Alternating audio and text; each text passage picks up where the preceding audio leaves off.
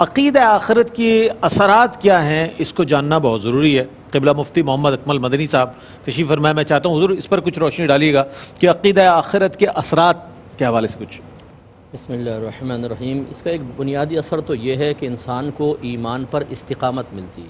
ایمان پر اگر استقامت. آخرت کا عقیدہ نہ دیا جاتا تو پھر تو آدمی کوئی بھی مذہب اختیار کر کوئی بھی لیتا. مذہب بالکل. پھر اسلام سے وابستہ رہنے کی ضرورت کیا تھی؟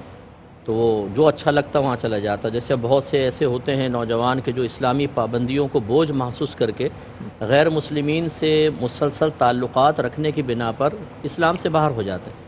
تو ایک تو ایمان پر استقامت ہوتی ہے. دوسری بات یہ ہے کہ آخرت کا خوف ہمیں بے شمار گناہوں سے بچا لیتا ہے جو ہمارے تقاضائے نفسانی ہوتی ہے. بعض اوقات ایک آدمی زنا سے کیوں بچتا ہے کہ نہیں یار اس کی آخرت میں بہت سخت سزا ہے.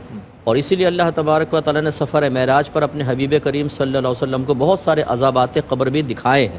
جی اچھا کہ مفتی صاحب آپ قطع کلامی کی معذرت کے ساتھ میں یہ انشاءاللہ مفتی صاحب سے گفتگو ضرور کمپلیٹ کریں گے.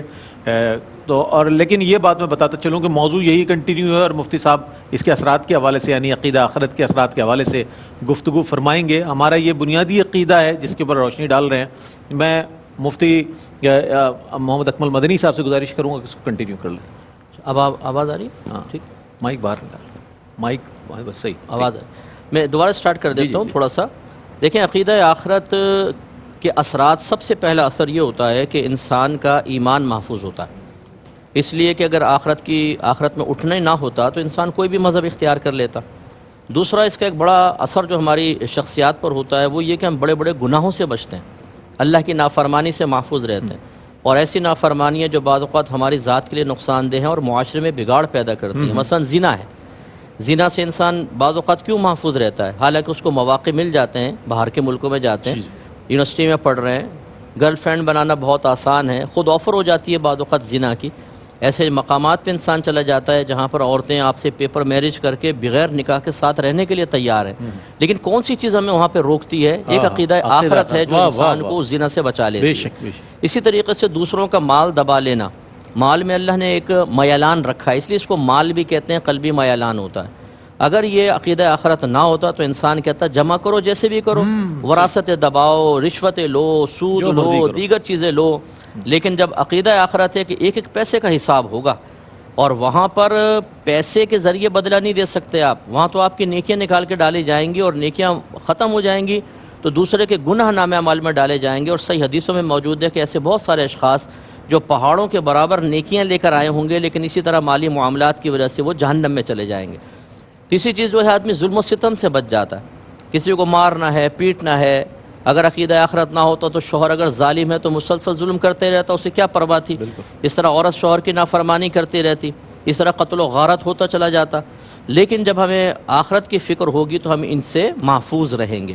اس کا مطلب یہ ہوا کہ ہماری شخصیت پر اخلاقی اعتبار سے اور مالوں کی حفاظت کے اعتبار سے, دوسرے پر زیادتی نہ کرنے کے اعتبار سے, اسلام پر استقامت کے اعتبار سے ایسے اثرات مرتب ہوتے ہیں جس کی وجہ سے عقیدہ آخرت کی اہمیت بھی پتہ چلتی ہے. نبی کریم صلی اللہ علیہ وسلم ایک مجلس کے پاس سے گزرے تو وہاں ہنسی کی آواز آئی. سرکار نے فرمایا اپنی مجلسوں کو لذتوں کو توڑنے والی کی, اپنی مجلسوں میں لذتوں کو توڑ دینے والی کی ملاوٹ بھی کر لیا کرو. عرض کیا رسول اللہ وہ کیا ہے؟ فرمایا موت کی یاد. اس کا مطلب ہے کہ یہ صرف یہ موت کی یاد صرف یہی نہیں ہے بلکہ مرنے کے بعد اگر یہ غفلت والی زندگی, فرض کریں اس حسی نے تمہیں غفلت میں مبتلا کیا تو مرنے کے بعد جو زندگی ہے وہ بہت خطرناک ہے. تو اس لیے جب یہ ہم آخرت کے بارے میں سوچتے ہیں کہ یار موت, اس کے بارے میں احوال بیان کر دیے گئے, گناہ کرو گے خدا نخواستہ کافر ہوگا بڑی بری موت ہے. عذابات قبر کے بارے میں بیان کر دیا سرکار نے, یا تو قبر جنت کے باغوں میں سے ایک باغ ہے یا دوزخ کے گڑھوں میں سے گڑھا ہے.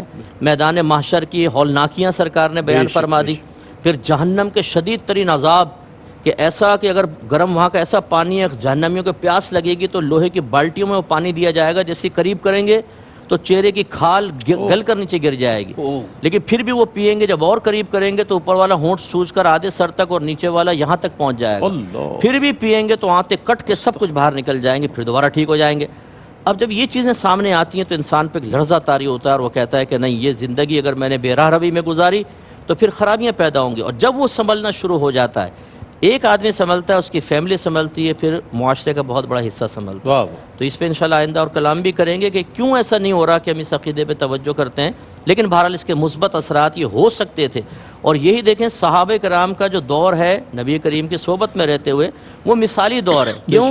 آخرت کی سب سے زیادہ فکر ہے۔ بے شک بس ایک میں بس بات عرض کرتا ہوں، صدیق اکبر رضی اللہ تعالیٰ عنہ بعض اوقات اللہ تعالیٰ ایسی ارشاد فرمایا کرتے تھے، کاش میں انسان نہ ہوتا، اوئے میں ایک دمبا ہوتا، مجھے ذبح کر لیا جاتا، لوگ میرا گوشت کھاتے، میری ہڈیاں چبا جاتے، لیکن میں انسان نہ ہوتا۔ اب وہ کیوں اس طرح کر رہے ہیں کہ آخرت میں پہنچ کر وہ اللہ کی بے نیازی کو جانتے تھے۔ اصل میں ہم لوگوں کی نگاہ اللہ کی بے نیازی پر نہیں ہوتی، ہم تھوڑے سے نمازیں پڑھ لیں، روزے 2-4 حج کر لیے، عمرے کر لیے، اس کے بعد ہمارے لیے تو جنت میں جانے کی راہ میں کوئی رکاوٹ ہی نہیں ہے، سب جہنم میں جا سکتے ہیں، میں نہیں جا سکتا۔ یہ ہماری بے خوفی کا عالم۔ اور یہ تو چلیں پھر بھی کچھ نیک اعمال کا تذکرہ ہے، بڑے بڑے گناہ کرنے کے باوجود ارے بھائی اللہ تعالیٰ بڑا رحیم و کریم ہے۔ ایک ان کو دیکھیں نا، وہ کس چیز نے ان کو خوف میں مبتلا کیا ہے؟ عقیدہ آخرت نے۔ تو جب عقیدہ آخرت راسخ ہو جاتا ہے قلب میں تو اس کے اثرات نمایاں ہوتے ہیں، پھر معاشرہ سنورتا ہوا نظر آتا ہے، شخصیتیں کامل ہو جاتی ہیں۔